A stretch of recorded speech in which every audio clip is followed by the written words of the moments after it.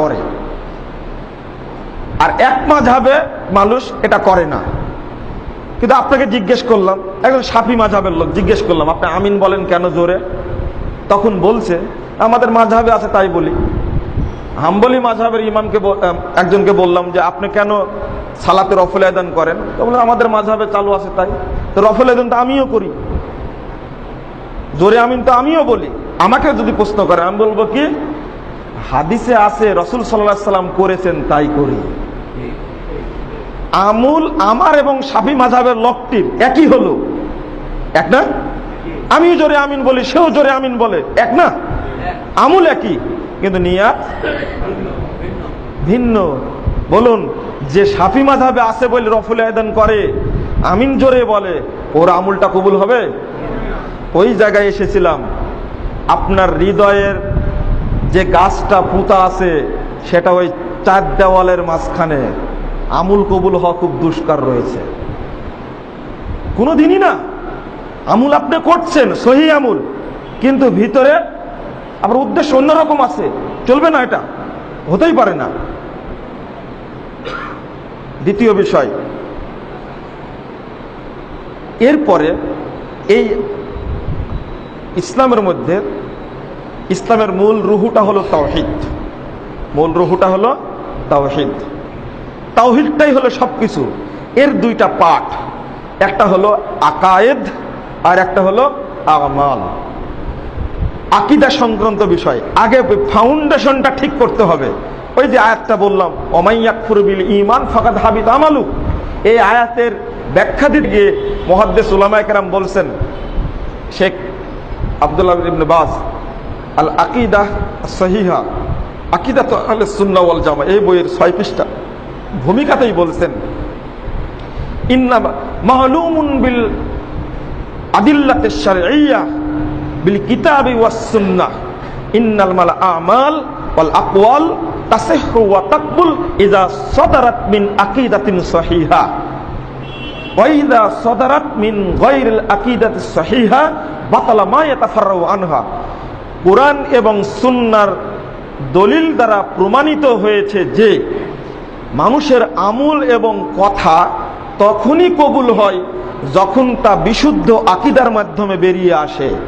আর যদি আকীদা অশুদ্ধ থাকে, শিরিকের মিশ্রণ থাকে, বাতালা মা ইয়াতাফাররাউ আনহা, সব বাতিল বলে গণ্য হয় যত তার মধ্যে থেকে বের হয়, সব বাতিল হয়ে যাবে, চলবে না।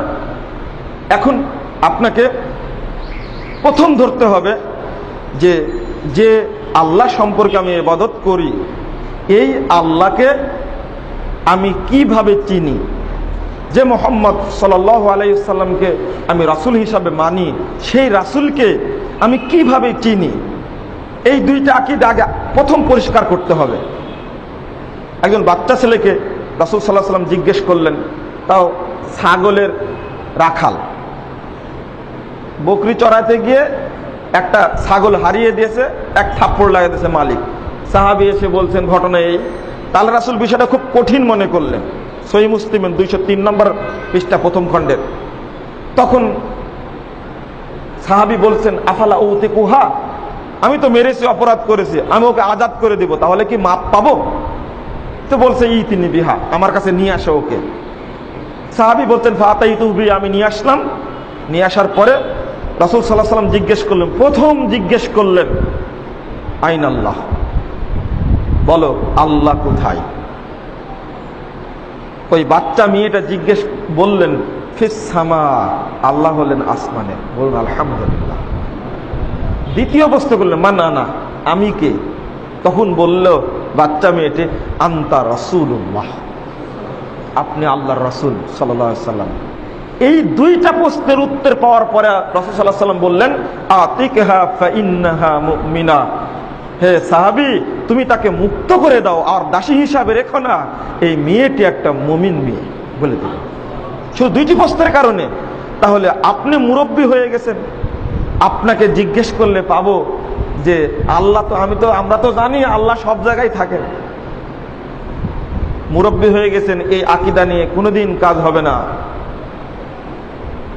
আপনি মিছিল করতে গিয়ে, নারায়ে তাকবীর আল্লাহু আকবার দিতে গিয়ে আপনাকে গুলি লেগে মারা গেলেন, আপনি শহীদ হয়ে গেলেন, তাই না? কিন্তু তার আগের দিন যে মাজারে সেজদা দিয়ে আসছেন, এই পার্থক্যটা আজকে বুঝে নিন। ওর শাহাদতই কবুল হবে না, কারণ ও শিরকে আকবার করে। সে আগে এই জিনিসটা বুঝতে হবে যে ব্যক্তি শিরকে আকবরের সাথে জড়িত, মানে বড় শিরকের সাথে জড়িত, এই ব্যক্তির কোনো আমলই কবুল হবে না। শিরিক দুই প্রকার, শিরকে আকবার আর শিরকে আসগার। আসগারটাকে আবার ভালো মনে করেন না। আসগারটা ধরেন এই তাবিজ বাঁধা শিরকে আসগার, তবে পাপটা কত বড়! শিরকে আসগারের পাপ হলো